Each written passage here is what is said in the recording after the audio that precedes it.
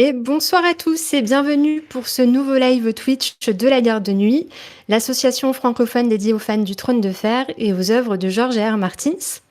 Ce soir, on se retrouve pour une édition spéciale des manuscrits de Mestre Raymond, donc le club lecture de la Garde de Nuit, dans le cadre du Fandival. Mais avant de vous en parler plus en détail, je vais vous présenter l'équipe qui m'accompagne ce soir. Donc on a le plaisir ce soir de recevoir une invitée qui nous vient tout droit de la Gazette du Sorcier. Bonsoir Ipiu et bienvenue sur le mur. Bonsoir, merci. Et pour représenter la Garde de Nuit à mes côtés, nous avons Yoda et Flamme. Salut. Bonjour. Alors, petit point Fandival. Le Fandival, c'est quoi? C'est le festival des fandoms de l'imaginaire qui aura lieu le 25 et 26 janvier sur Twitch, 100% gratuit, 100% en ligne.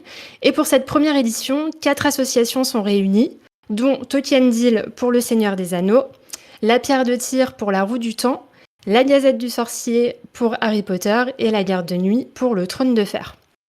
Vous pouvez déjà vous rendre sur le site fandival.fr pour prendre connaissance du programme en détail. On vous a préparé des tables rondes, des débats, des jeux, de la bonne humeur, mais aussi de la mauvaise foi. Soyez au rendez-vous, ça va être vraiment chouette. On va partager avec vous notre passion pour la fantaisie et faire briller nos associations et univers respectifs. Et donc, dans ce cadre-là, la Garde de Nuit a mis en place des manuscrits de Mestre Raymond à l'occasion pour lire ou relire le premier tome de chaque univers. Donc, si vous suivez les actualités de la Garde de Nuit, en novembre, on a voyagé en Terre du Milieu avec Eka de Tolkien Deal. Ce soir, direction Poudlard avec la Gazette du Sorcier. Et donc, notez bien, on vous donne rendez-vous le 16 janvier pour une édition consacrée à l'intégrale 1 du Trône de Fer, où là, on va inviter un membre de chaque association à venir lire et en discuter ici. Et le 21 janvier, pour le dernier MMA, dernier événement avant le Fandival, consacré à la Roue du Temps.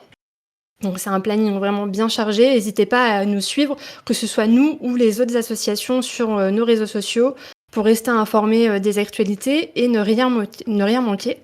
J'en profite aussi pour vous inviter à faire un tour du côté du forum de la Garde de Nuit, puisque ce soir l'émission est dédiée à Harry Potter et on a justement un topic, puisque en ce moment même une relecture est organisée sur le forum de la Garde de Nuit, donc n'hésitez pas à venir nous y rejoindre pour partager avec les lecteurs.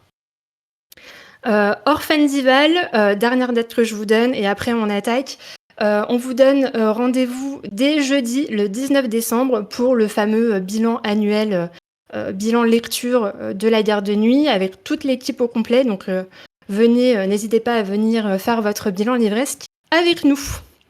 Voilà, donc avant de commencer et de discuter de notre relecture, je vais donner la parole à Ipiu pour qu'elle puisse se présenter et nous parler de son association.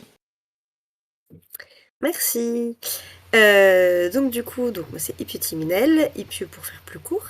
Mon pseudo ne vient pas de Harry Potter, mais d'une autre œuvre de fantasy, parce que on est tous animés par plein d'œuvres de fantasy, donc ça vient de l'œuvre de Pierre Bottero pour les connaisseurs. Et donc je fais partie de la Gazette du Sorcier, qui est donc le pendant potterien de la Garde de Nuit, qui est donc un site qui a été créé en 2000. Donc on va fêter nos 25 ans l'année prochaine. Et on traite de l'actualité du fandom Harry Potter, des livres Harry Potter, des films Harry Potter et de tous les projets qui tournent autour. Donc on le fait sous forme d'articles, d'analyses, etc. Mais on a aussi des podcasts. On a plusieurs podcasts de discussion, d'analyse, d'actualité. Une chaîne YouTube, un Discord. Et on a une boutique en ligne aussi avec les belles illustrations de nos illustrateurs, voilà, pour soutenir l'asso. Et voilà, on s'intéresse particulièrement à tout ce que fait le fandom, donc en matière voilà, de création. Donc on a suivi plein de projets, que ce soit du Quidditch, des fanfictions, des fanfilms, voilà, sous plein d'aspects. C'est vraiment un aspect voilà, qui nous plaît beaucoup et qu'on essaye de mettre en avant un maximum. Et puis, on est quand même assez souvent présent sur des festivals et des conventions où c'est comme ça que les liens avec la garde de nuit sont nés, puisque c'est aux Imaginales que les associations se sont rencontrées il y a quelques années maintenant. Alors c'est la première fois que je suis dans les manuscrits de Maestre Raymond, mais j'avais déjà fait quelques apparitions dans les podcasts. Et donc voilà, où on fait des jeux. On a eu notre ludothèque Harry Potter avec des jeux qu'on a créés ou adaptés nous-mêmes, des conférences, des tables rondes et plein de petites animations comme ça. Voilà. Et merci pour cette présentation. N'hésitez pas à les suivre parce qu'en ce moment, forcément, l'actualité doit être suivie si vous êtes fan du Petit Sorcier, parce que HBO a annoncé la future série et ils sont au taquet. Le moindre article, la moindre actualité est traduite pour vous, donc n'hésitez pas à les suivre sur tous leurs réseaux. Alors maintenant, on va pouvoir parler de notre relecture. Alors, Harry Potter à l'école des sorciers de J.K. Rowling, ça a été publié pour la première fois au Royaume-Uni en 97. Ça a été traduit d'une façon spectaculaire par Jean-François Ménard. On en reparlait même là en off entre nous. Et c'est publié en France en 98, donc avec plus de 120 millions d'exemplaires vendus, des traductions dans plus de 80 langues. Donc c'est vraiment un premier livre qui a lancé une saga qui a marqué des générations et qui continue encore aujourd'hui à le faire. Donc ce soir, on redécouvre un peu le pilier de la fantaisie jeunesse avec nos regards d'adultes. Et donc pour en discuter, je vous ai préparé plusieurs petites questions pour qu'on puisse échanger ensemble. Alors ma première, ça va être, quelle est votre anecdote personnelle sur la lecture du tome 1 donc comment vous avez découvert Harry Potter? Est-ce que vous avez une histoire amusante ou marquante liée à cette première découverte? Et quel est votre avis de relecture maintenant en tant qu'adulte? Et puis je propose de commencer par toi, puisque tu es un peu la spécialiste ce soir de Harry Potter. Commencer par une anecdote, c'est ça, de Oui, découverte? comment tu as découvert Harry Potter, si tu t'en souviens, si tu as une anecdote à nous raconter ou à nous partager. Oui, je me souviens un peu très bien de l'époque, donc c'était en 2000, c'était à l'école primaire, je crois que le tome 4 allait sortir ou venait de sortir et donc beaucoup de gens en parlaient beaucoup et cetera, et c'est notamment via la grande sœur d'une amie qui était voilà, moi j'avais 7 ans à l'époque, donc c'était un peu le début des gros livres. Bon, j'étais déjà une grande lectrice, mais voilà, c'était pas le type de livre que je lisais forcément. Et donc cette amie qui était un peu plus âgée et qui avait un peu plus l'habitude et qui dit: «Faut que tu lis ça, faut que tu lises ça». Et donc j'ai commencé à le lire et j'ai détesté ce premier chapitre et je l'ai reposé. Et puis évidemment les discussions ont continué à l'école autour de ce bouquin et tout. Je me suis dit: «Mais quand même, c'est pas possible, moi j'ai pas aimé le début, il doit y avoir un truc, quoi». Mais bon, voilà, j'ai mis, je pense, quelques semaines, c'est pas quelques mois, à me dire: «Bon allez, attends, je recommence parce que là ça va pas». Et là j'ai passé ce premier chapitre, que même aujourd'hui je trouve ouais, très discutable par plein d'aspects, on pourra en y revenir. Et là je suis vraiment rentrée dans l'histoire et je l'ai vraiment beaucoup aimé. Et j'ai vraiment été happée par la magie, par l'univers, et là j'ai enchaîné les 4 tomes qui étaient dispo. Ouais, c'est ça, le 4e venait tout juste de sortir. Donc voilà. Après, il y a eu la très longue attente du tome 5. Oui, c'est ça, les sorties, l'attente des fameuses sorties. Est-ce que tu as participé aux nocturnes dans les librairies où tu pouvais à minuit acheter le tome qui sortait? Alors, j'ai participé seulement pour le dernier tome parce que j'habitais à La Réunion à l'époque et il n'y avait pas de librairie en fait qui faisait. Vous avez réussi à inviter 2 Réunionnais à 2 manuscrits de Maestre C'est vrai, Aemon c'est beau. à la suite. Vive C'est un Erika. complot. Voilà, voilà, c'était pas. Mais voilà, et ouais, il n'y avait pas trop de librairies qui faisaient des sorties comme ça à minuit OK. pour la sortie des bouquins. Mais en tout cas, je les ai eus à chaque fois, ouais, le jour de leur sortie. Et c'est effectivement juste pour le tome 7 où il y a eu un petit truc, mais c'était vraiment. J'étais très jalouse de voir de ce qui se passait en métropole, Ouais, je voilà, comprends. avec les librairies qui faisaient des buffets, et je voyais des photos de copines et tout ça. Et ouais, non, nous, c'était pas trop ça. OK, ça marche. Du coup, Yoda, est-ce que toi, tu as une anecdote ou comment tu as découvert, le premier tome de Harry Potter? Alors moi c'était assez biscornu parce que, j'ai commencé par le tome 4 directement. C'était, OK. heu, j'ai pas du tout lu le 1, le 2, j'ai pas lu le 4 non plus, mais à l'époque, quand le 4 est sorti, je travaillais dans une colonie de vacances qui était, dans le fin fond des Alpes et où on s'ennuyait beaucoup et il y avait un des enfants, enfin un des enfants, ils avaient apporté le tome 4 et le tome 5 qui venait de sortir, je pense, le tome 5. Heu, du coup, on allait piquer leur bouquin. Voilà, du coup, j'ai lu le 4, c'était très chouette. J'ai lu le 5 derrière, c'était très bien aussi. Puis je me suis dit: «Quand même, je vais reprendre du début parce qu'il doit me manquer les avant là quand même». C'était voilà, du coup, mon anecdote, c'est que j'ai lu complètement à l'envers, quoi. Donc 4-5, après 1-2-3, puis après j'ai attendu le 6, j'ai attendu le 7. C'était la grande époque où on traduisait sur internet avant que ça sorte, en plus. Mmh. Donc voilà et Ça Et marche. voilà, donc bon, j'ai pas de très grandes anecdotes. Alors après, j'ai vraiment aucun souvenir de, comment j'ai lu le tome 1 pour la première fois. Enfin, c'est après le tome 5 du coup, mais à part ça, Ouais, ce qui je t'a me marqué, c'est souviens vraiment pas. le tome 4 du coup, Ouais, puisque tu as ah commencé bah par oui, ça, moi du quoi. coup le tome 4 en plus, ils étaient gros le 4 et le 5, ça m'a Ouais, duré mon c'est été. clair. Eh bien, c'était Mais du pas coup, mal. t'avais vu les films? Non, je les ai OK. pas tous vus d'ailleurs, j'ai dû voir 2, 3, 1, 2, 3, c'est sûr. Le 4, je l'ai vu aussi, je suis pas sûre d'avoir, le 5, je crois que j'ai vu la première partie du 7. J'ai pas vu la deuxième partie, ça je suis sûre de pas avoir vu la fin par contre, j'en suis certaine. OK. Voilà, oh je fais tout à l'envers, c'est c'est très bien. Mais oui, oui, mais c'est vrai que, Melgamir le disait dans le chat, Willa aussi, il me semble qu'elle a découvert, Le Seigneur des Anneaux avec le tome 3. Donc ça devient une Ah! petite spécialité apparemment de la garde de nuée, ouais, on aime bien, attaquer le milieu des sagas, avant de commencer le début. C'est chaud direct par le Oui, 3 ça quand mieux même, fonctionne. Le Seigneur des Anneaux. Enfin bon, après, mais pour le coup, c'était quand même assez compréhensible. Je veux dire, j'ai lu le tome 4, le tome 5, j'ai bien compris ce qui se passait. Comme quoi, c'est quand même une saga qui peut se prendre en cours de route quand même, sans Ouais, trop bah, de il y a toujours difficultés. le Bon, petit récap, il manque quand même des choses, hein, mais mmh. ça se lit bien même si on démarre en plein milieu. Ça marche, je te Voilà. remercie Yoda et du coup Flamme, est-ce que toi aussi tu as, une anecdote ou tu te rappelles comment tu as découvert le tome 1?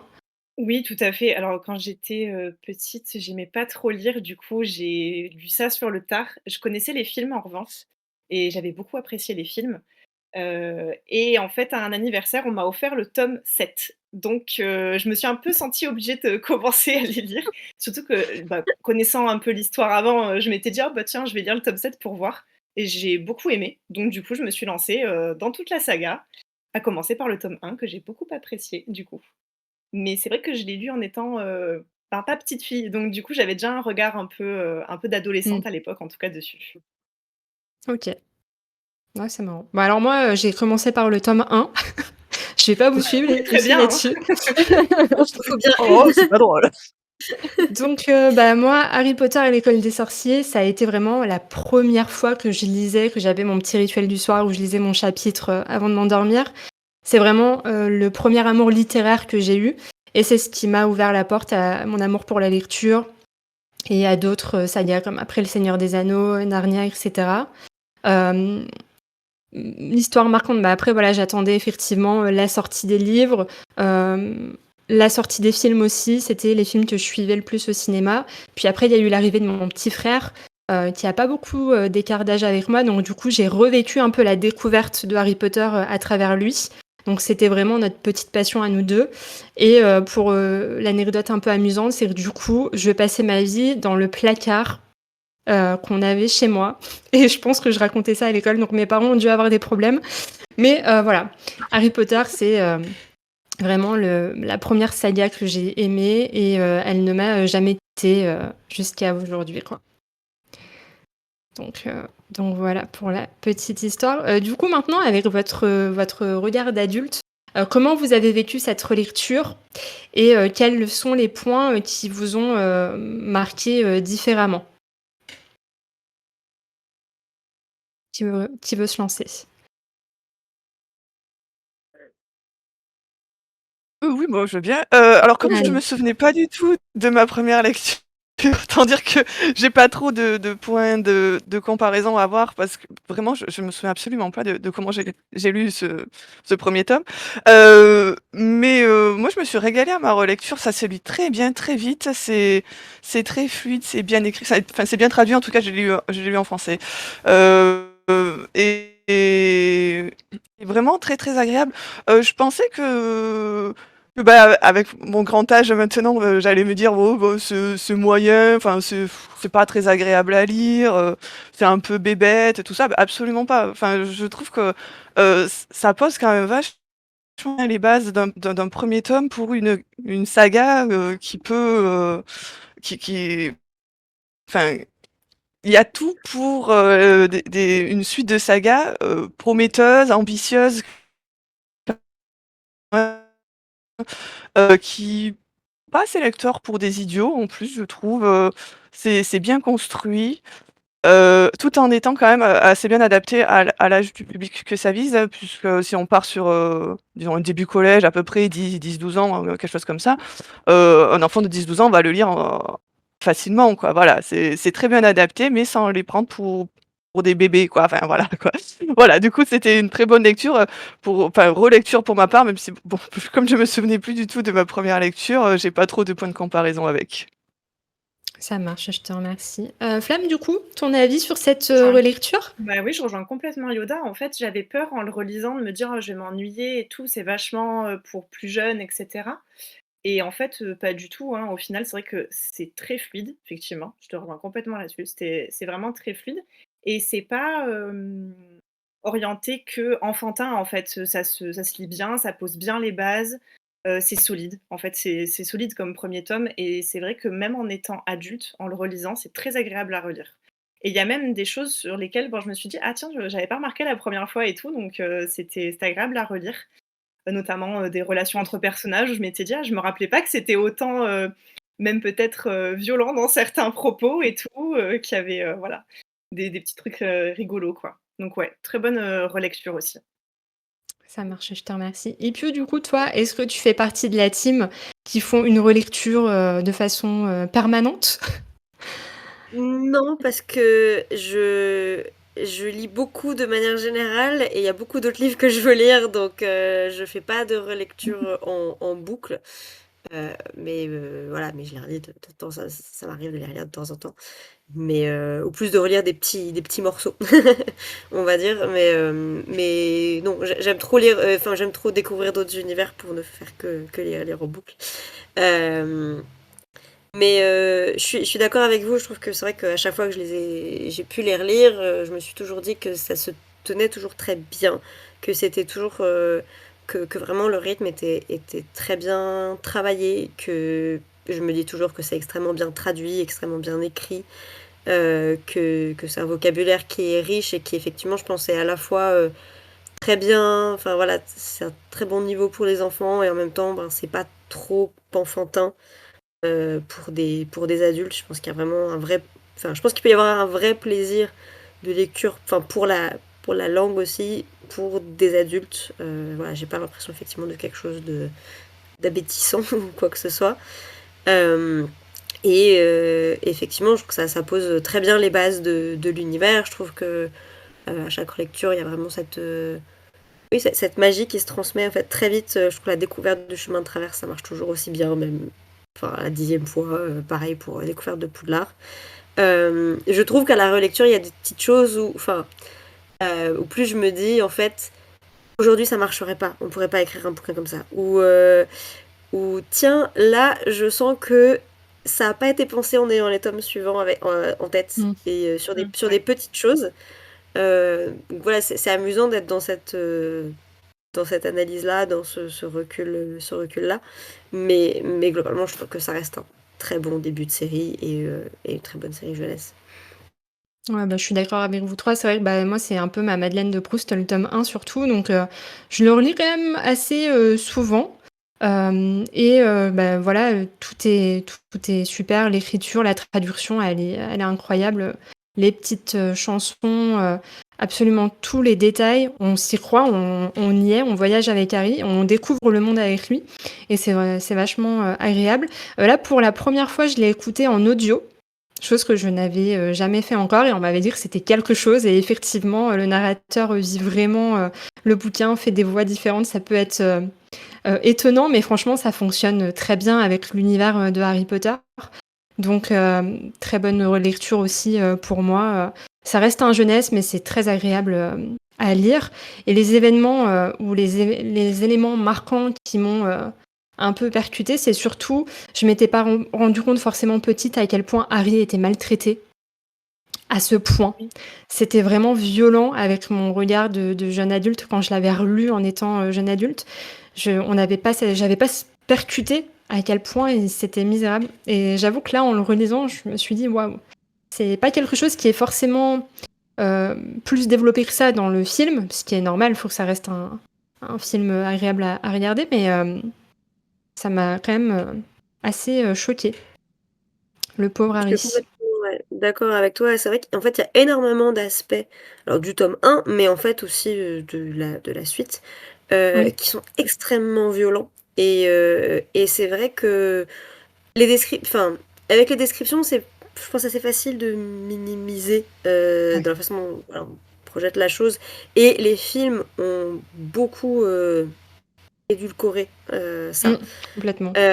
Mais c'est vrai, il y avait un artiste, dont j'ai oublié le nom là comme ça, qui avait fait des illustrations de scènes d'Harry Potter et qui étaient absolument terrifiantes, mais qui étaient, enfin, en soi, pas exagérées par rapport aux descriptions. On pouvait se rendre compte à quel point, heu, enfin, il y a des choses qui sont terrifiantes, ou enfin, que ce soit, dans le tome 1 par exemple, la tête de Voldemort dans le crâne de Mmh, ouais. Quirrell, il y a des choses comme ça qui sont en fait assez glauques ou qui peuvent être assez traumatisantes et qui ont été un peu lissées, dans les descriptions, et dans l'adaptation, pour garder quelque chose qui soit accessible aux enfants, voilà, grand public familial et tout. Mais il y a des moments très durs et effectivement toute la maltraitance, que subit Harry, elle est, enfin, pas dire qu'elle soit tue, mais c'est sûr que, enfin, la narration n'insiste pas non plus dessus après, enfin, une fois qu'il est à Poudlard, on a tendance un peu à dire: «Bon, voilà, ça c'était le passé» et cetera,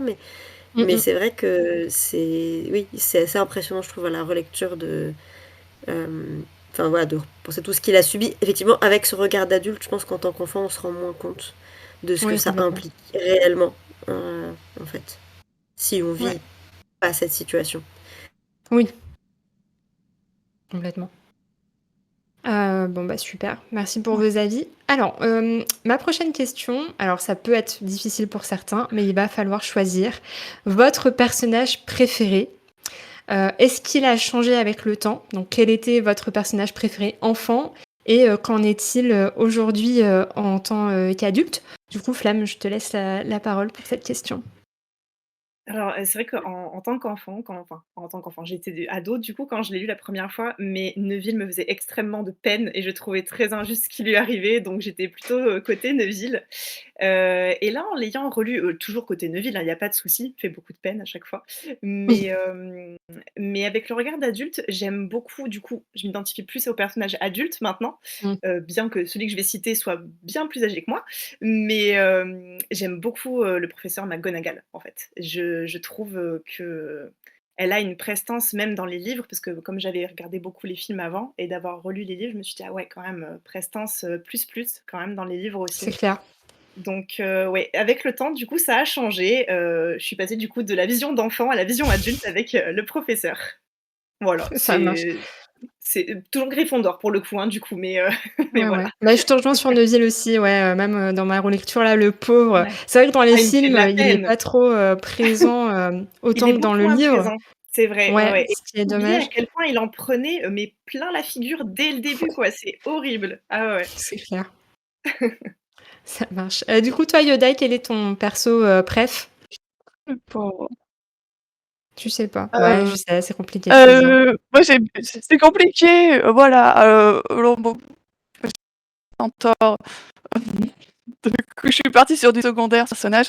Alors on les voit très peu dans ce tome-là, mais du coup j'ai beaucoup aimé les centaures, leur petit passage dans la forêt en fait et ce côté un petit peu, très, très détaché de l'intrigue, mais on veut pas intervenir dans ce qui se passe, on parle par énigme, des petits trucs comme ça.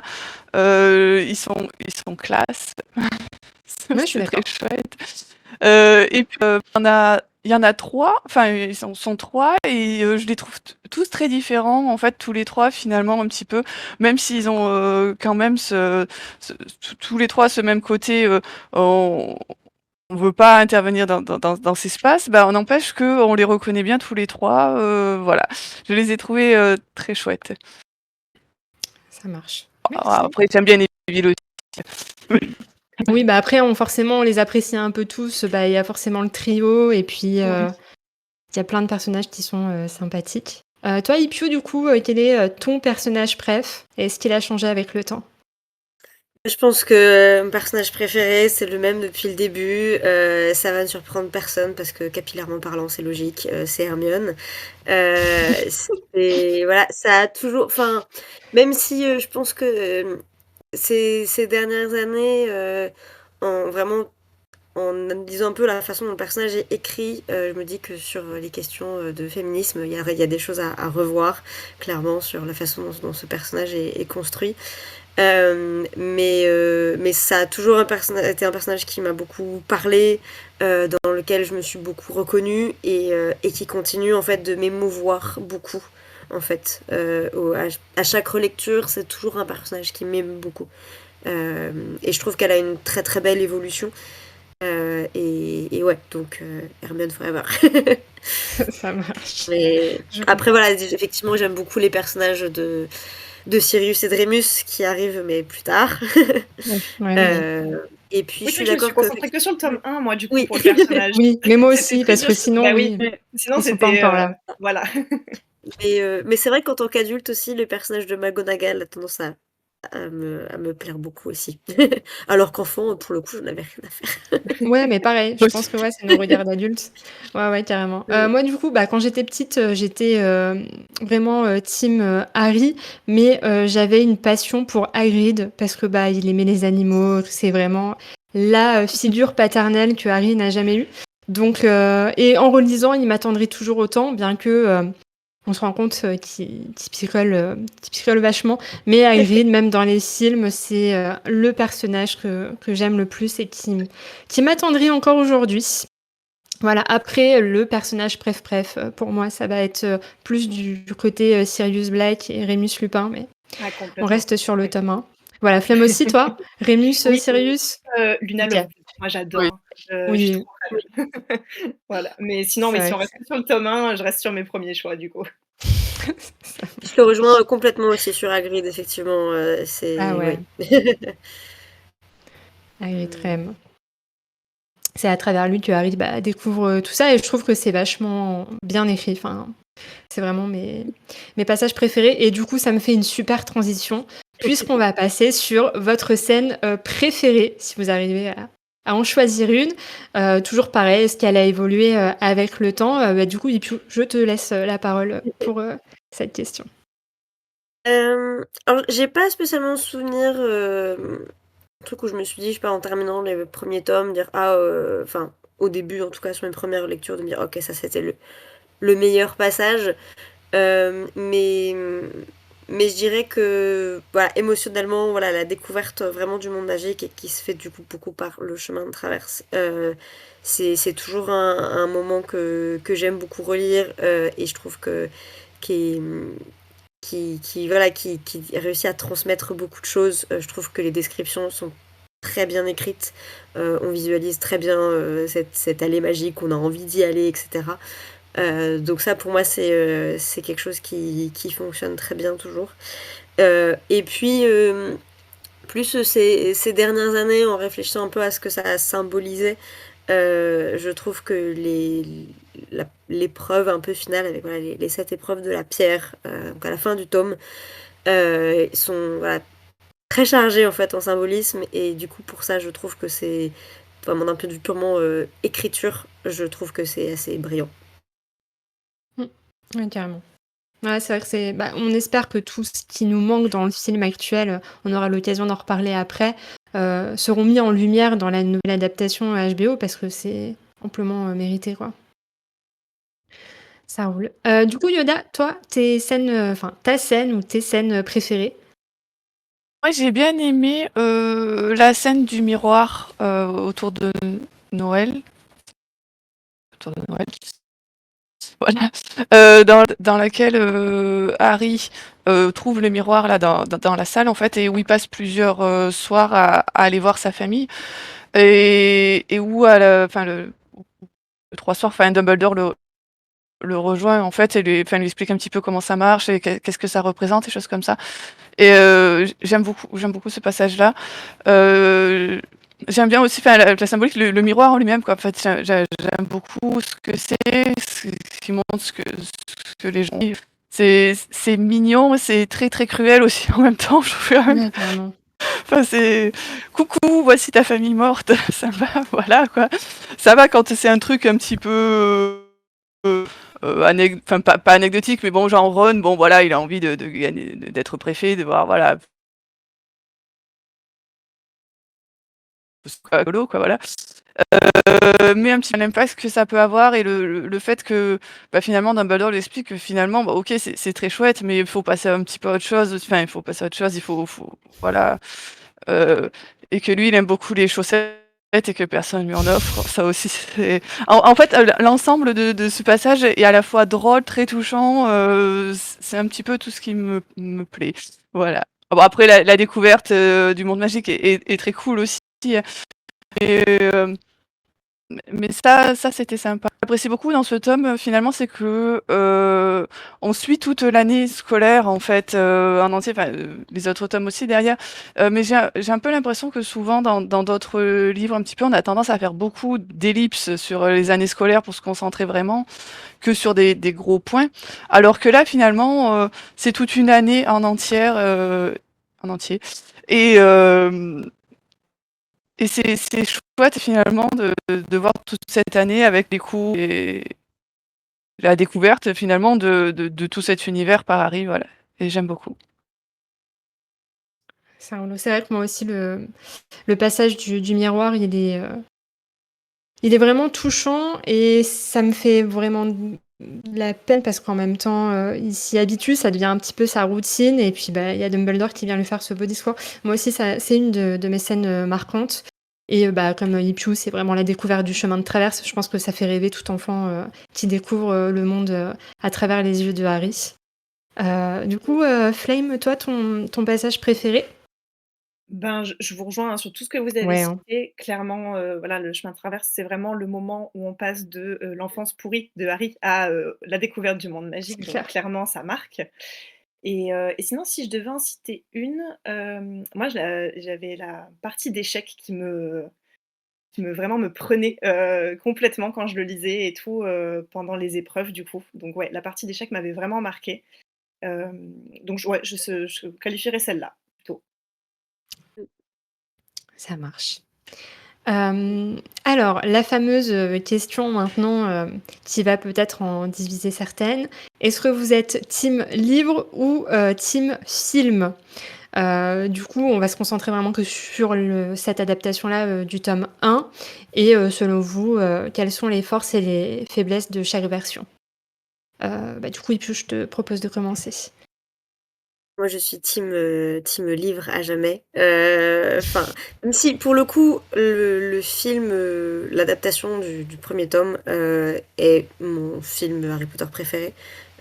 Parce que justement pour le côté découverte de la magie, le côté, enfin, il y a un côté très, très nostalgique qui émane de ce film.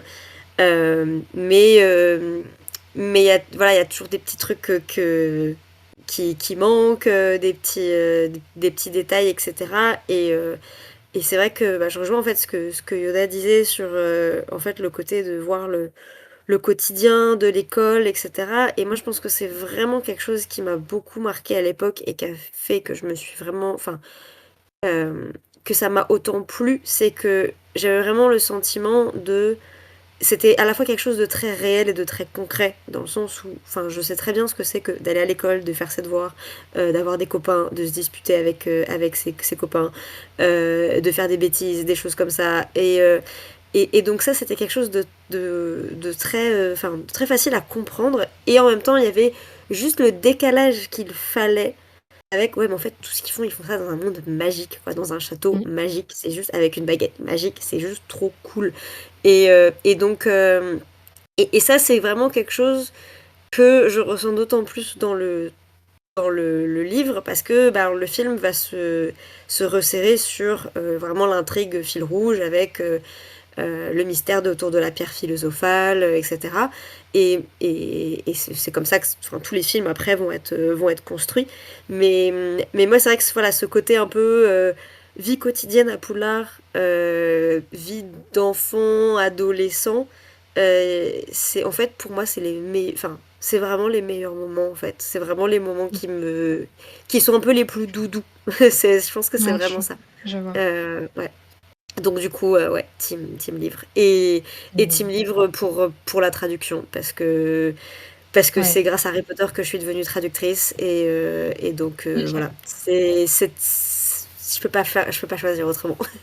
Ah, ça t'a créé ta vocation, ça t'a créé, C'est ça. ton Ouais, amour pour ça a la déclenché trop de trucs en fait. Donc ouais.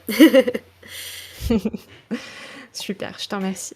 Du coup, Yoda, quel est ton choix? Alors je vais dire le livre pour le coup parce que le film, je sais même pas quand je l'ai vu. J'avais peut-être au moins 25 ans, je pense, de quelque chose comme ça quand, j'ai dû voir le film. Ah Du oui, coup, c'est ce que tu me au disais. bah, déjà j'avais 18 ans quand il est sorti, donc voilà. Mais j'en ai aucun souvenir. Absolument aucun, à part que c'était super rushé. Mais vraiment, c'est à peu près le seul souvenir que j'en ai et que, bah, il me manquait toute la vie quotidienne, en fait. Moi, ce qui m'avait plu dans ce tome 1, finalement, c'était, c'était ça, c'était tous les cours. En fait, est-ce qu'ils vont, une seule fois enfin s'ils y vont, mais, est-ce qu'ils vont 2 fois en cours dans l'année, dans le film? Je suis même pas sûre. Voilà, donc, Mmh. et moi, c'est ça que j'aime bien, c'est les cours, c'est la découverte, c'est, c'est le petit professeur Flitwick, c'est des choses comme ça. Heu, et et ça, il y a enfin, il y en a ça existe pas en fait, dans le film. Il faut qu'il aille vite, hein, je peux le comprendre, hein, c'est pas il faut se concentrer, il y a une intrigue, il faut qu'elle se passe, il faut pas que le film dure 4 heures. Voilà, ça OK. Mais bah, finalement, il y a pas de vie quotidienne finalement. C'est juste, enfin c'est déjà pas mal, c'est, de découvrir en fait finalement, la pierre philosophale et les épreuves et les choses comme ça. Mais c'est juste ça, finalement, il y a pas enfin, il y a moins tout cet univers tout autour, voilà. Et du coup, bon, je resterai sur les livres, ouais, bon, comme je disais, après, je pense que vraiment que j'ai pas vu tous les films, donc C'est vrai ce que tu disais. voilà, c'était pas Ça marche. Flemme, du coup, toi, est-ce que tu es, team, livre ou team film? Je vais peut-être me faire des ennemis du coup. Moi, je suis plus team film parce que j'ai grandi avec du coup et que j'ai lu les livres par la suite. Donc je reste team film quand même et un peu pour changer, voilà, des opinions des autres, quoi, faire un peu un truc différent, ça peut être sympa. En revanche, je reconnais que du coup d'avoir lu les livres après, bah, moi ça m'a rajouté beaucoup d'éléments et de détails qui étaient encore plus appréciables du coup. Parce qu'en connaissant déjà l'univers par les films, j'en avais encore plus à découvrir dans les films, dans les livres pardon, donc du coup c'était, vraiment cool de les lire par la suite et ça reste quand même une très bonne adaptation pour moi, même si effectivement ils sont obligés de couper plein de choses qui sont, extrêmement, sympathiques dans les livres et c'est du coup, c'est dommage de ne pas les voir à l'écran, ça Mmh. c'est clair. Mais franchement, je trouve que ça reste encore une très bonne adaptation. Peut-être, certaines choses sont pas très bien adaptées, peut-être qu'on y reviendra dessus, je sais pas. Mais enfin, dans l'ensemble, je trouve qu'ils ont bien joué le jeu, qu'on s'y retrouve, que l'ambiance magique, elle est là, en général. Je sais que quand on découvre Poudlard dans le film, moi j'étais, ébahie vraiment avec Ah, l'arrivée des c'est clair. barques sur l'eau et cetera. Vraiment, ça m'avait, vraiment marquée et quand j'ai lu la scène par la suite, ben, je la voyais comme ça du coup. Donc ça a Mmh. peut-être un peu biaisé mon avis aussi sur le livre, hein, c'est possible. Mais du coup, oui, plutôt team film, moi. Ça marche. Bah, je suis, comme toi, moi je suis vraiment, team film. Pourquoi? Parce que, bah, comme toi, j'ai grandi avec Mmh, et en fait, bah, j'étais petite, j'ai grandi en même temps que Harry c'est et ça, visuellement, bah, ça c'est magique, pour un c'est enfant, vrai. de découvrir un monde comme ça et surtout les acteurs, Et c'est ils vrai qu'on sont, les suit en phénoménales. plus, c'est vachement, important et je Oui vois que et quelqu'un dans le puis chat a mis la musique. C'est vrai que j'oublie cette dinguerie. ouais, La c'est vrai, la musique! musique, Mais oui, ça fait tout beaucoup. à fait, tout à fait. Ouais, ouais. Carrément. Donc la musique, les acteurs, les décors, et comme toi, tu vois, ça m'a permis aussi peut-être mieux de comprendre et de développer, au niveau du livre. Visuellement, je voyais les pièces, je voyais les endroits, je voyais les personnages, et donc après, c'était un bonheur pour moi de continuer, la saga littéraire et c'est vraiment les films, où, j'allais les voir, tous au cinéma. Je suivais ça vraiment, de façon très, sérieuse. Exactement, ouais, ouais, C'était l'époque où on n'avait pas, bah, tout ce qui était, Netflix c'est et vrai. internet comme maintenant, donc on avait très peu de DVD. Enfin, en tout moi, le DVD du 1, je l'ai poncé comme jamais. C'est vraiment le film que je regardais presque limite tous les soirs, tu vois? Je peux Donc non, non, comprendre. je reste team film, même si effectivement, maintenant, en tant qu'adulte, je passe beaucoup plus de temps sur les livres, surtout pour les tomes, suivants, même si, j'adore tous les films. Voilà pour moi. Donc je suis comme toi, team, film. Du coup, est-ce que vous avez, d'autres choses, à rajouter par rapport à votre relecture, des choses que vous avez trouvées, moins bien adaptées dans le film ou revenir à des sujets, précis? Je suis curieuse du coup de savoir ce que vous pensez de ce premier chapitre.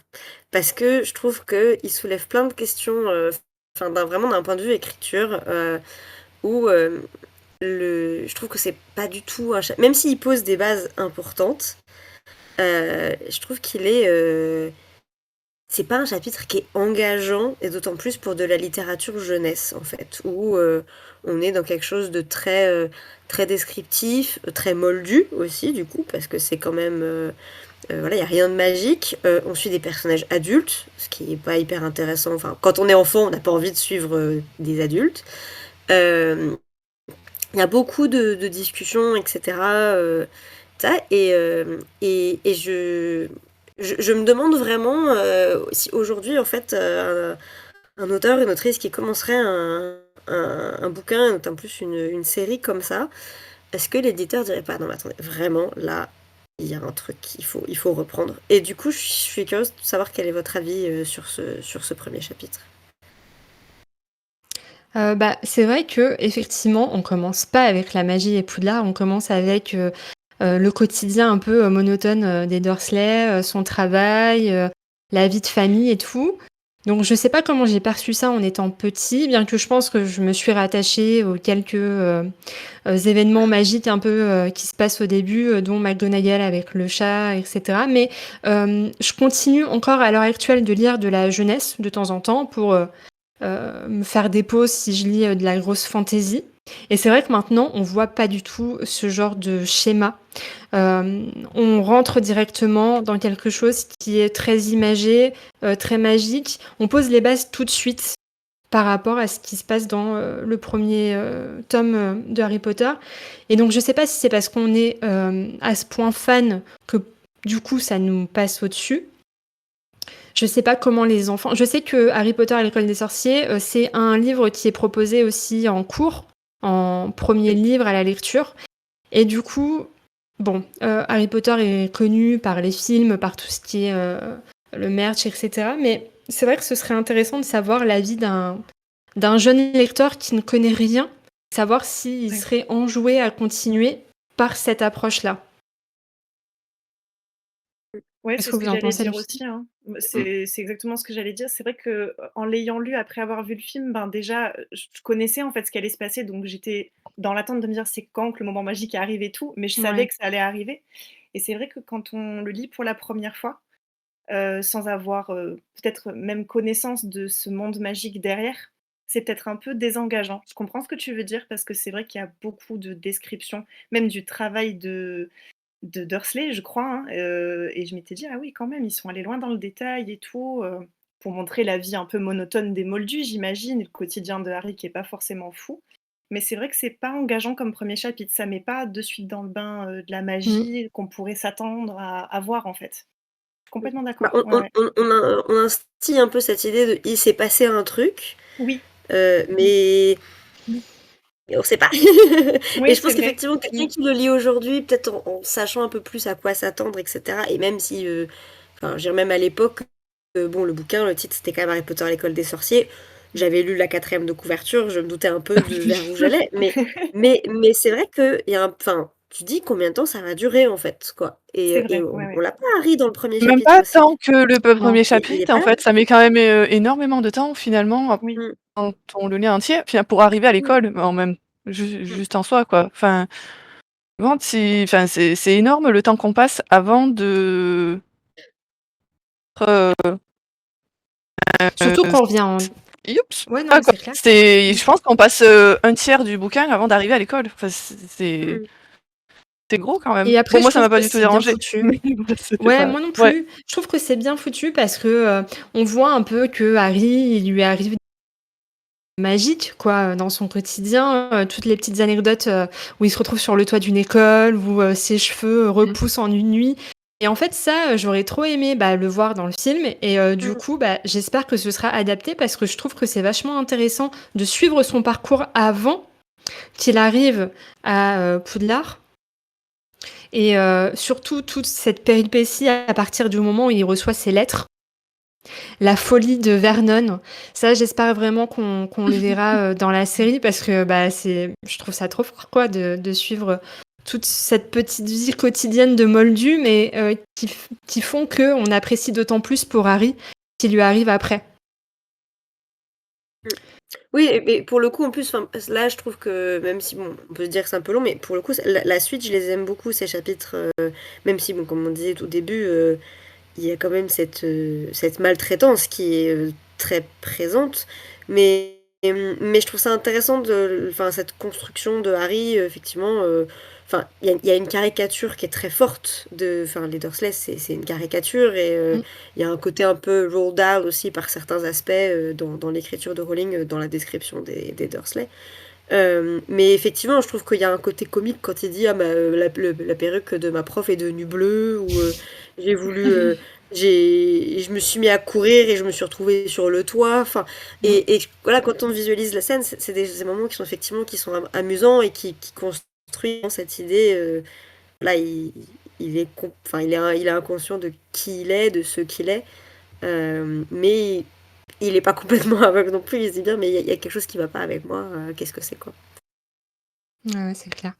Mmh. Du coup, est-ce que, vous avez, des scènes comme ça, par exemple, que vous souhaitez voir justement adaptées, dans la nouvelle série, HBO? Quelles sont vos attentes par rapport à la série? Je suis très curieuse, moi, de savoir, à quoi ça va ressembler déjà, et sinon, j'avoue que moi, la scène où le dragon grandit, j'aurais bien aimé voir le dragon un peu plus grand, mais bon, ça, c'est un caprice personnel. Non, après, sinon, ouais, il y a, ouais, le début pouvait être intéressant effectivement à voir adapté en série. Comme tu disais, Mmh. les petites choses qui arrivent à Harry au début, ou est-ce que voilà, pourquoi ça lui arrive et cetera, ça peut être marrant à voir. Mais sinon, ouais, très curieuse de voir à quoi ça peut ressembler surtout. Yoda, toi, est-ce que tu as des attentes, est-ce que déjà tu comptes regarder, la série? Est-ce que tu es Clairement, plus,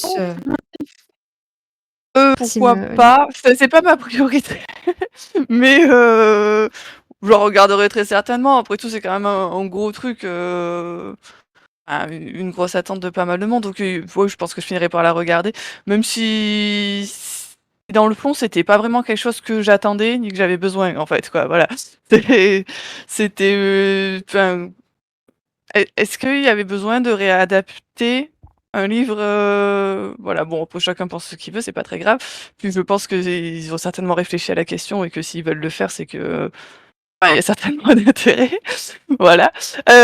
Du coup, j'en attends pas grand-chose en particulier. Peut-être que cette fois, je regarderai du début à la fin, comme ça j'aurai une histoire en entier. Ça sera certainement mieux que et dans le bon sens, ça sera Bah, ne sûrement serait-ce mieux que que pour toutes les de petites regarder le choses, truc tout à l'envers, quoi. les petits détails, la vie, Heu, quotidienne aussi, de Ron, voilà, Harry et c'est sur Hermione, quoi. voilà.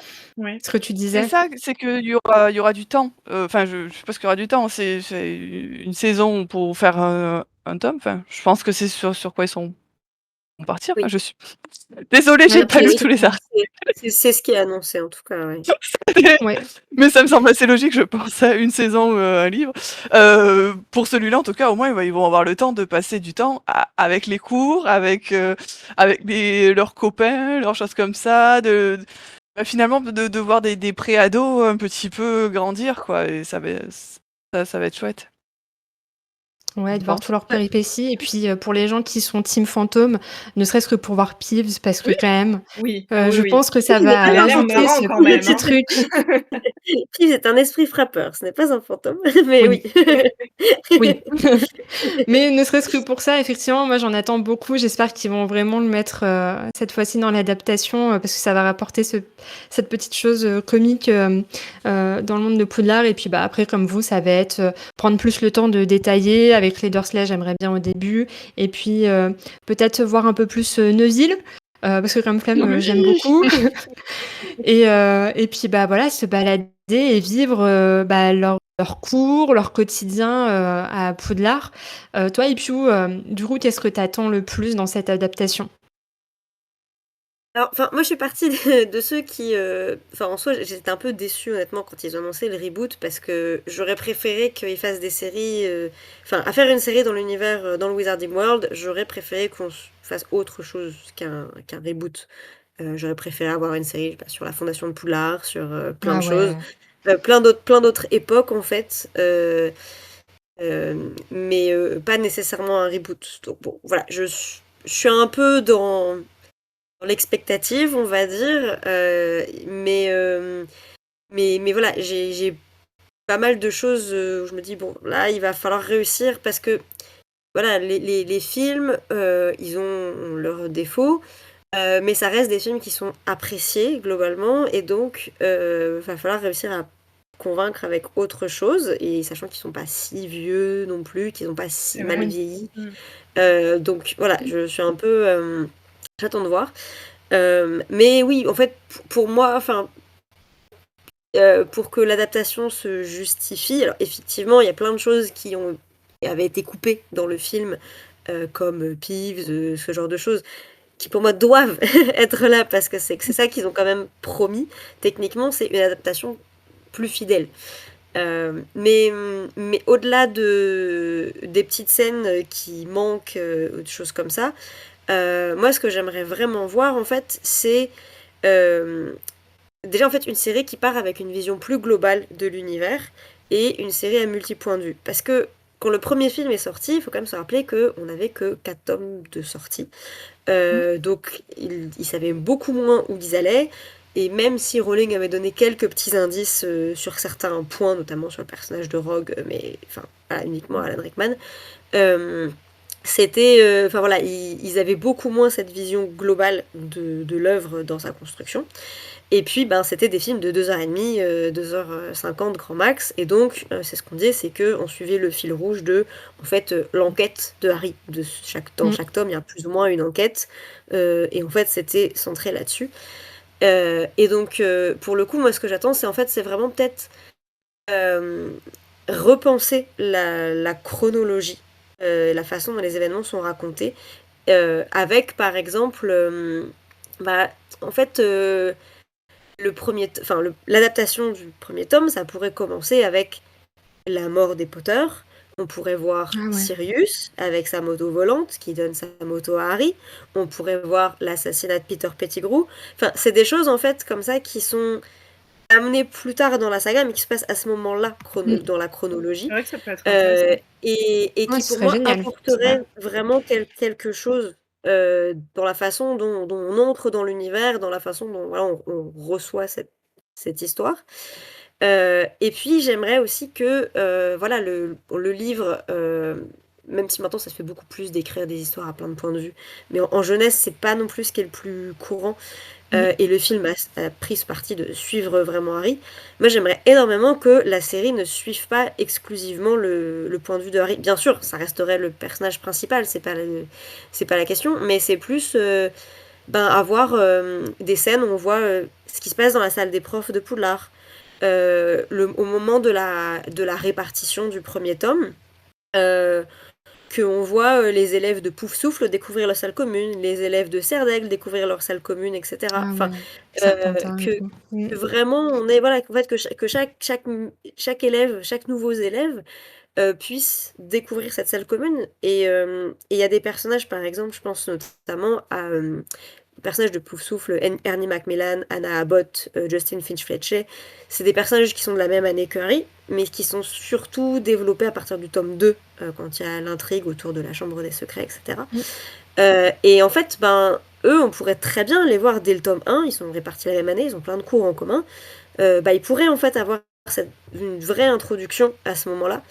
Et donc un peu voilà peut-être un peu bousculer un peu cette manière de construire voilà de scénariser l'adaptation avec vraiment en montrant d'autres choses. Il y a je pense qu'il y a plein de possibilités parce que on reste sur une série avec par rapport à la garde de nuit ou par rapport à la garde par rapport à au Game of Thrones ou au Seigneur des Anneaux, des choses comme ça, on n'a pas autant de personnages, mais pour une œuvre jeunesse, on a quand même beaucoup de personnages qui ont pas mal de place dans l'histoire et avoir des épisodes peut-être parfois centrés un peu plus sur un personnage, je trouverais ça super en fait, et je pense qu'il y aurait vraiment un gain. Et pour moi, c'est là que la série peut vraiment se démarquer ou se planter, en fait. Pour moi, il y a vraiment ça, parce que à trop faire un copier-coller des livres, ça n'a pas vraiment d'intérêt. Faire un copier des films, ça en a encore moins. Et donc voilà. Ouais. Et l'autre point, c'est de faire, et je sais que c'est quelque chose qui ne plaît pas à beaucoup de gens, mais c'est de faire un vrai casting inclusif. Et ça, c'est quelque chose où je sais que la série sera attendue au tournant, mais pour moi, c'est une nécessité. Et il y aura Il faut le mettre au goût du jour, en C'est fait. ça. C'est certain. Je suis complètement d'accord avec toi. En revanche, j'avais pas vu ta façon de voir les choses sur l'introduction et sur l'adaptation de la série. Je trouve ça super intéressant. Et j'espère qu'ils feront quelque chose comme ça. Pour moi, c'était, ils font une série. Ils ont dit qu'ils allaient être très fidèles au livre. Donc je me suis dit, en fait, ils vont juste prendre le film et ils vont juste mettre tous les détails manquants dans une série. Mais je serais ravie si ça se passe comme tu l'as dit, c'est-à-dire à partir de la mort des Potter et pourquoi et comment. Et ce que tu disais, les détails qui sont rajoutés dans les tomes suivants sont racontés dès le départ. Ce serait vraiment un ajout super à la saga. Et par rapport aux actualités en cours, est-ce que tu as des petites news de comment ça va se passer au niveau du casting, ce qui est attendu, etc. Le casting, il y avait un grand appel, notamment pour le casting des jeunes acteurs, là, qui s'est terminé en novembre. Donc, faut s'attendre à ce qu'on ait des nouvelles milieu 2025. Après, là, dans les actualités récentes et où beaucoup de gens sont un peu partagés, c'est sur la réutilisation des décors, justement, où donc ils ont annoncé qu'ils tourneraient au Studio Tour à Londres, où ont été tournés les films déjà, et que voilà, ce qui a été laissé entendre, c'est que certains décors seraient réutilisés, notamment le décor par exemple de la grande salle, en disant en fait ça a déjà été bien fait, donc pourquoi on ferait autrement? Et en fait pour moi, c'est pas pourquoi refaire un truc si c'est pour refaire exactement la même chose. Donc ils essayent justement un peu de dire en fait on fera d'autres décors genre pour des nouveaux lieux, mais ça implique quand même du coup que ils vont peut-être pas spécialement se creuser la tête à réimaginer vraiment les visuels, le décor, etc. Ok. Donc voilà, pour l'instant, on a surtout eu des nouvelles à ce niveau-là. Après, voilà, des rumeurs de casting, il y en a, mais il n'y a rien qui a été confirmé officiellement. Mais oui, là, comme ça, j'ai pas d'autres points Ça qui me marche. viennent. C'est surtout, ouais, sur Bon, bah, suivez le la tour. Gazette Ouais. pour être informé des dernières news. Ils Mm. le font en temps réel, donc oui. Et pour le casting inclusif, évidemment, ça se fait de plus en plus. Ça ne plaît pas à tout le monde, mais c'est quand même essentiel, je trouve aussi. Les gens seront forcément mécontents parce qu'ils s'attendent à avoir un copier-coller du film actuel. Et si on leur fait quand même un copier-coller du film actuel, ils retrouvent quelque chose à dire en fait toujours la même chose et on a envie de changement et on veut de Non, la mais nouveauté. Donc, on peut pas de toute façon faire un vrai copier-coller et si c'est fait, ça n'a aucun intérêt donc autant, aller chercher de la nouveauté, c'est bien et j'aimais beaucoup ton idée de la chronologie, hein. C'est une très, très bonne idée. On a envie de voir ce qui s'est ouais, passé. On a c'est Oui, vraiment envie de voir ce clair. qui s'est passé avant, clairement. Ah ouais, ouais. et, J et ah je pense que il y a moyen de le faire d'une manière qui soit à la fois euh, qui ne gâche pas la découverte pour des gens peut-être qui oui, n'auraient ou jamais, enfin, même si je pense que ça reste quelque chose, enfin, aujourd'hui, de se faire spoiler Harry Potter, enfin, faut le oui. faire, quoi. Mais je C'est pense clair. que, enfin, même des gens peut-être qui auraient vu les films il y a très longtemps, quoi que ce soit, je pense qu'il y a moyen de raconter, de repenser la façon dont l'histoire est racontée sans tomber dans effectivement, le spoiler, ou quoi que ce soit. Euh, mais, euh, mais en ayant une approche effectivement un peu différente. Et c'est vrai que tout à l'heure, vous avez mentionné la musique. Et c'est une vraie question parce que, par exemple, bah, dans Les Animaux Fantastiques, qui est pour le coup un préquel d'Harry Potter, où ils ont embauché un autre compositeur, ben, pourtant il y a eu des réutilisations importantes des thèmes musicaux de Harry Potter. Euh, et, et ça, enfin voilà, c'est quelque chose qui fait un peu débat aussi. C'est oui, enfin, le thème d'Edwige, il est hyper iconique, etc., hyper reconnaissable. Mais est-ce que c'est pas important aussi que la série ait sa propre identité musicale, quitte à avoir, enfin voilà, des petits rappels, etc. Mais c'est vrai que moi, c'est beaucoup ma crainte en fait, là à l'heure actuelle, c'est que on a l'impression que, enfin pour l'instant, les logos qu'on a, c'est le logo de- des films, enfin le logo Mm. calligraphié qui a été repris partout, qui a été Ah oui, dessiné d'accord. par Mmh. l'illustratrice américaine. Enfin là, on nous parle de reprendre les décors. Donc voilà, c'est un peu moi ça qui me dérange beaucoup à l'heure actuelle, c'est ben il y a un peu un côté où on n'a pas trop envie de se casser la tête, quoi. Donc Bah, c'est un peu le voilà. problème, c'est qu'ils veulent pas trop prendre de risques finalement, quoi. C'est mais bon, sur une chose Oui. facile, quel est vraiment l'intérêt, quoi? Ça, c'est donc j'ose Voilà. espérer qu'ils réfléchiront au-delà de ça. Et c'est vrai qu'il y a une des scénaristes de la série qui a notamment travaillé sur l'adaptation BBC de À la croisée des mondes, je sais pas si vous l'avez vu, mais pour le Oui, coup, je l'ai vu. l'adaptation, elle était vraiment très très bonne. Oui, oui.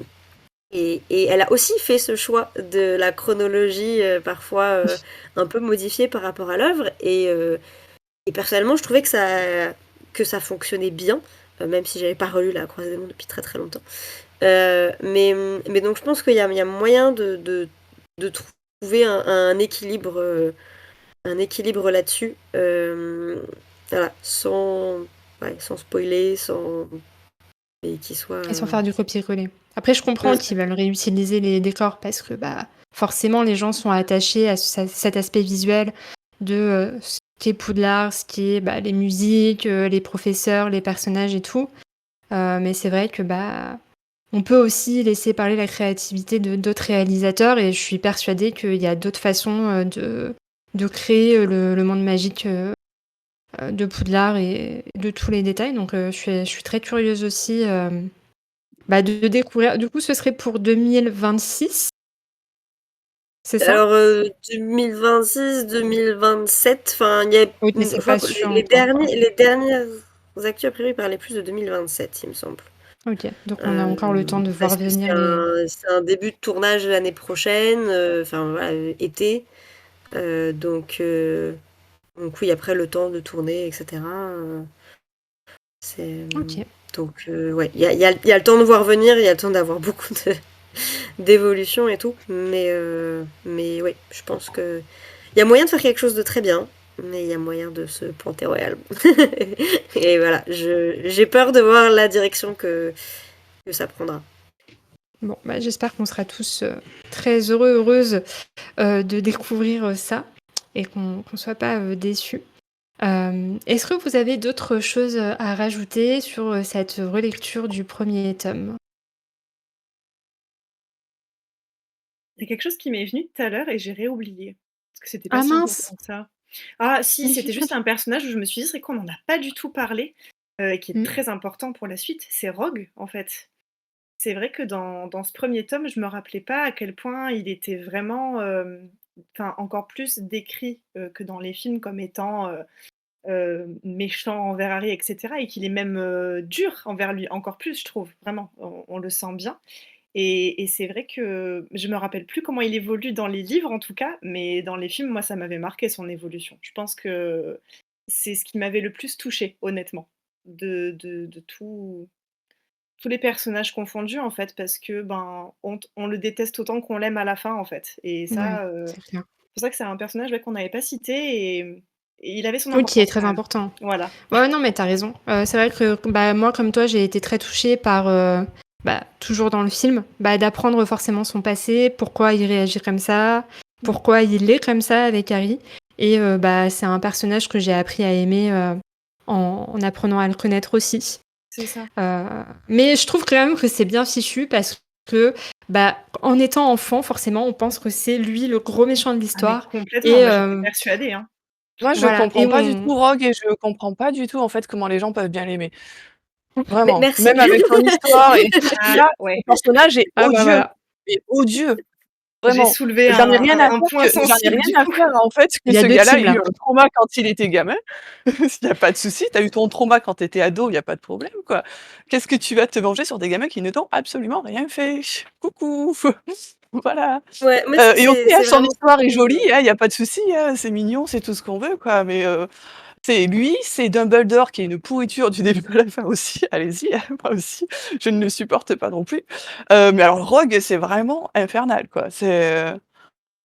Moi je comprends absolument pas. Désolée. Je suis assez Non, d'accord. non, Moi, c'est vrai mais que Ah mais il y j'ai a beaucoup de ça et mal puis, de avec. manière générale, c'est l'école, en fait, quoi.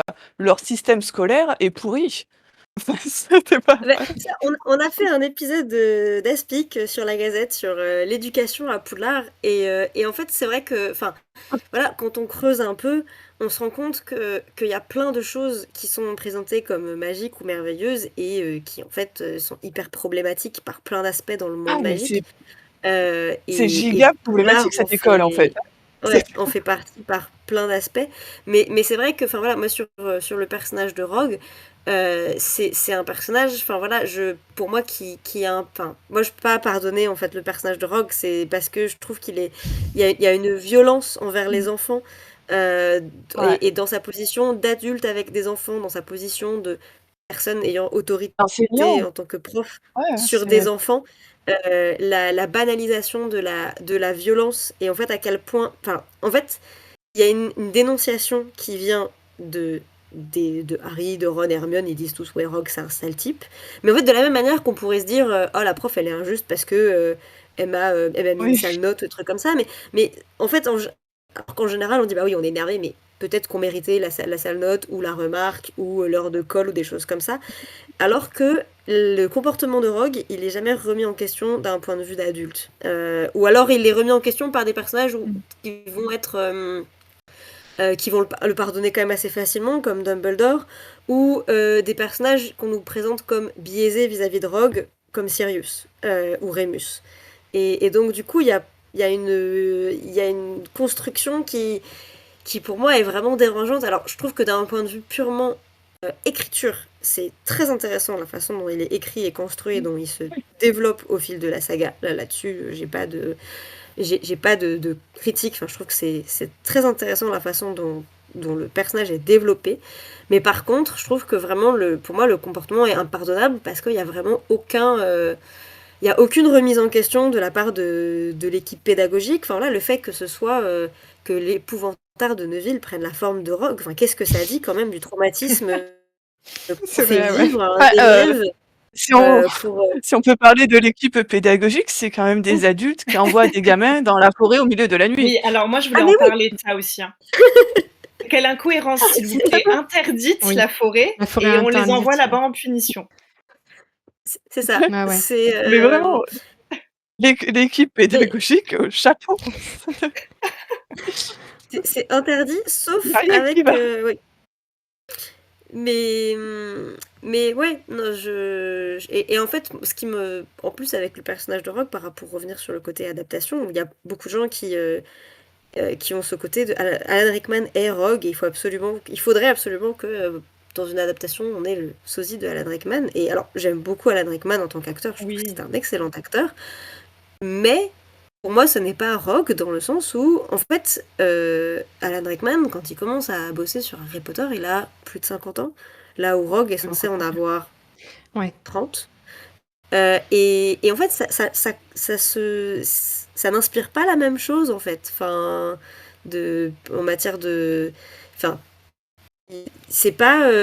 Enfin, il est Bah, encore... vis-à-vis Enfin, de il y a son un côté un peu comportement, en fait. maturité aussi. On Ouais. comprend moins bien si c'est Euh, un adulte d'un certain âge qui réagit comme Ouais. ça ouais. vis-à-vis de Harry, plutôt que si c'est un jeune adulte qui est Oui. encore trauma et qui se venge un peu. Ça, je suis tout à fait d'accord avec toi, ouais. Oui.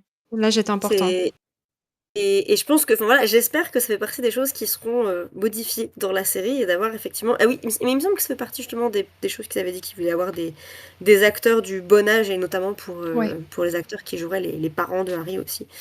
Mais donc voilà, ça fait vraiment partie des choses qui me hérissent un peu. Mais en tout cas, ouais, je te rejoins complètement Yoda sur le côté école un peu what the fuck par plein d'aspects Ouais, où c'est clair. effectivement, ben, Qui va dans cette école? il- Alors d'accord, le système Harry est de sorti punition. de sa famille très toxique, hein, mais enfin moi en tout cas, l'école, elle est giga toxique aussi, hein. Et puis surtout qu'on C'est apprend que certaines Rusard, il l'emploi, avait des méthodes l'emploi. de Ah punition oui. aussi bien sympas, quoi, après. Hein. Donc, Et oui. les prendre par les pieds ou je sais plus quoi, là? Non, c'est pas Oui, ça? c'est ça. Ouais, Ouais, ouais, voilà. ouais, ouais. Oui, c'est ça. Oui, oui.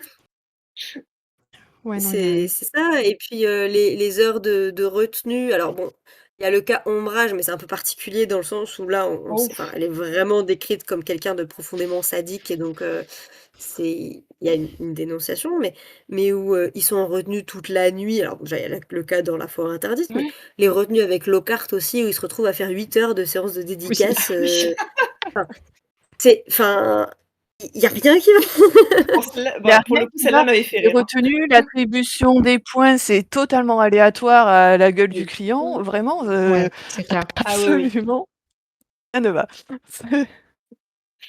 Oui, non, il y a plein de choses, et c'est là aussi, je trouve, justement, on voit un peu les petits, les fissures dans, voilà, les failles dans la construction au début aussi, où il y a des petits trucs qui sont pas tout à fait logiques, qui sont pas tout à fait, voilà, mais ça a son charme. Mais du coup, je trouve ça toujours un peu amusant à la relecture, les cours de vol.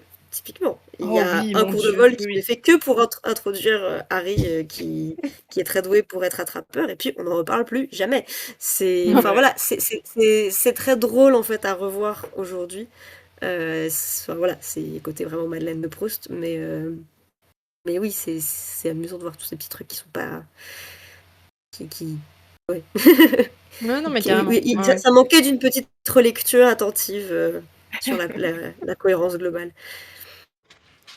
Et du coup, alors, vu qu'on parle des Voilà. personnages un peu problématiques ou qui font débat, qu'est-ce que vous pensez de Dumbledore? Moi, c'est un personnage que j'aime et que je déteste à la fois parce que pour moi, clairement, euh, il fait passer un peu, comment dire, il se sert clairement de Harry pour arriver à ses fins, de façon plus ou moins sournoise. Et du coup, j'aimerais bien connaître votre avis personnage-là. Ouais, je Rien partage ton qu'avec avis, ce hein. tome-là, je trouve que c'est vrai que si on reste sur le tome 1, Dumbledore, c'est plutôt un personnage sympathique, mignon. Il fait un peu, presque pas, une figure un petit peu supérieure, un petit Oui, il peu est en fait. farfelu. Mais il est quand même très très sympathique, il est mignon, et puis comme il parle de ses chaussettes, voilà, c'est sympa. Il fait aussi à la fois un petit peu papy gâteux, un petit peu, enfin papy gâteau qu'on veut, voilà. Après, sur l'ensemble des bouquins, ouais, il est très très manipulateur, Dumbledore, je trouve. Ouais, bah, complètement. Complètement, et pour autant, c'est quand même une figure qui est importante et qui ressort sur les personnages, en tout cas dans mes proches, etc. De personnages appréciés, même en connaissant la fin. Et c'est un personnage assez complexe. Pour autant, moi, c'est un personnage que j'apprécie, bien que, comme tu disais, Yoda, il est très manipulateur. Mais du coup, voilà, c'est bien, et j'espère que ce sera vraiment bien développé. Alors après, on a vu un peu de son passif avec les animaux fantastiques. D'ailleurs, est-ce que c'est des opus que vous avez appréciés? Oula. Qu'est-ce que j'ai pas posé la question? Waouh! Après Rogue, Dumbledore, les animaux fantastiques. J'ai vu les Euh, 3 films Ah, et dans l'ordre cette fois. Oui? dans l'ordre, et pire de pire, c'est que je les ai bien aimés. Voilà, hop, au moins c'est réglé. Toi, du coup, pour tu les répondre as appréciés ou pas? Oui, désolée, Ipiou, je t'ai coupé la parole, vas-y. pardon. Non, mais vas-y, tu peux répondre, Flame, Ah, parce qu'il y a des petits oui, décalages. c'était, juste, moi j'avais bien aimé le premier, et je crois qu'après, j'ai pas vu les autres. C'est complètement, OK. involontaire en plus, hein. C'est pas, juste je voulais pas les voir, c'est juste que j'ai jamais regardé la suite. Ça m'avait plu, mais sans plus quoi, j'étais pas non plus à fond. Voilà. Ouais, pour répondre rapidement sur Dumbledore, pour moi, c'est le vrai personnage gris, en fait. Parce que c'est vrai que souvent on parle Ouais. de Rogue qui est un gris. Pour moi, non, Rogue, il est profondément méchant. Alors que Dumbledore est vraiment un personnage gris pour moi, où il y a plein de trucs qui sont hyper problématiques dans les choix qu'il fait. Enfin voilà, euh, le fait d'avoir les Harry qui prend des cours, laisser Rogue donner des cours d'occlumency à Harry, par exemple. Mmh. C'était une décision complètement aberrante. Si on reparle du tome 1, enfin, le simple fait, en fait, de se dire est-ce que vraiment laisser Harry chez les Dursley pendant 10 ans, c'était vraiment la meilleure chose qu'il pouvait faire pour lui? Je ne pense pas. Euh, bon, voilà. Mais pour revenir sur les animaux fantastiques rapidement, parce que ça pourrait faire une émission à part entière, je les ai tous vus dans l'ordre. Je n'ai pas été convaincue. J'avais très envie d'aimer, et je pense que c'est ça qui est le plus frustrant, c'est que pour le coup, j'avais vraiment des attentes sur cette nouvelle saga. Mais voilà, je pense qu'il y avait une bonne idée de départ. Pour moi, j'aimais beaucoup le personnage de Newt Scamander slash Norbert Dragono. Et voilà, je trouve qu'il y avait beaucoup de failles dans l'écriture, où on sent que J.K. Rowling n'est pas une scénariste, elle est autrice, et c'est pas la même chose. Et puis voilà, et je trouve c'est parti vraiment trop dans tous les sens. Je trouvais que visuellement ça suivait pas du tout. Enfin, je trouvais qu'il y avait des choses qui étaient moins réussies visuellement que les Harry Potter qui avaient 10 ans de moins, quoi. Enfin, 10 ans de plus plutôt. Euh, et, et voilà, donc pour moi, vraiment, enfin, voilà, j'aurais vraiment aimé qu'on ait un bon préquel, une bonne trilogie, mais voilà, je sais qu'on a des personnes à la Gazette qui aiment les animaux fantastiques de tout leur cœur, et j'aimerais pouvoir me dire que voilà, ça serait un truc cool que je pourrais aimer autant, mais il y a trop de trucs qui me frustrent trop dans Mmh. cette saga qui... Ouais. Toi, du coup, tu les as vus, Lilo? Tu les as aimés ou... Ouais, alors moi je fais partie aussi des gens qui ont adoré les animaux fantastiques, notamment, alors je sais que le 2 et 3 font bien polémique et tout, mais moi j'ai bien aimé. Alors je pense que c'est aussi les acteurs qui font que j'ai apprécié. Français beaucoup aiment Jude Law, dont Yoda. Mais moi, c'est vrai que c'était un plaisir de découvrir un peu un Dumbledore jeune, même s'il y a des incohérences qui m'ont surtout frappé, notamment McGonagall, qui avait rien Oui, qu'à faire là, quoi. ça J'étais en ok. mode, vous voulez nous faire du fan service, mais là, non, c'est pas possible. Mais c'était un plaisir de retourner dans les ambiances, dans la musique, donc je les ai appréciés, même le 3. Malgré tout, je trouve que ça se regarde bien, même si on voit tout venir et tout arriver, parce que si on connaît Harry Potter, on sait comment ça finit avec Grindelwald, etc. Mais moi, j'ai passé un bon moment. C'est pas des livres que c'est pas des films que j'ai revus. Je les ai vus qu'une seule fois et ça m'a suffi. Mais pendant le visionnage, j'avais passé un bon moment. J'ai passé un très bon moment pendant le troisième. En plus, c'était un contexte un peu particulier. C'était la première fois que je retournais au cinéma après le Covid. Donc, il y avait aussi ce truc de ah, c'est cool de revenir dans une salle de ciné et tout. Il y a plein de trucs que j'avais bien aimé, et effectivement, il y a des acteurs qui jouent hyper bien. Enfin, voilà, pour le coup, j'avais trouvé que le choix de Mads Mikkelsen était vraiment intéressant aussi. Ah oui, moi Ah aussi, j'ai bien oui. aimé. Ouais, Ouais, ouais, ouais, tout Dans le à carrément. fait. troisième. Je trouve que voilà que Jude Law fait Ça devient un limite assez- bon Dumbledore. Voilà, Eddie Redmayne est super. Enfin voilà, je trouve que niveau casting, il y a vraiment des trucs très très cool. Mais c'est vraiment l'histoire moi qui m'a Mm. perdue. Et, euh, Ouais, c'est impeccable. et voilà, et ce qui est triste aussi, c'est que du coup, voilà, c'était censé être une pentalogie, et que, voilà, les premiers n'ont pas réussi à convaincre suffisamment, et pour l'instant, le projet, il est mis à l'arrêt, et voilà, on ne sait pas s'il reviendra un jour. Là, la priorité, c'est clairement la série. Mm.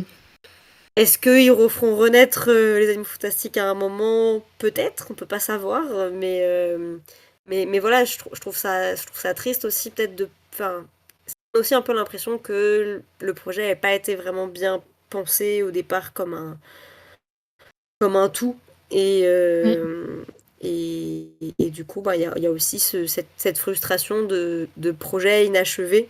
Euh, donc, euh, Donc voilà. Et la question se posera aussi sur la série, en Faire la vrai. Hein. série, complètement. Est-ce que la série arrivera à convaincre, et pendant combien de temps ils lui donneront sa chance? Parce que c'est une vraie décision aussi. Peut avoir un démarrage correct sans être incroyable, et puis ça peut exploser.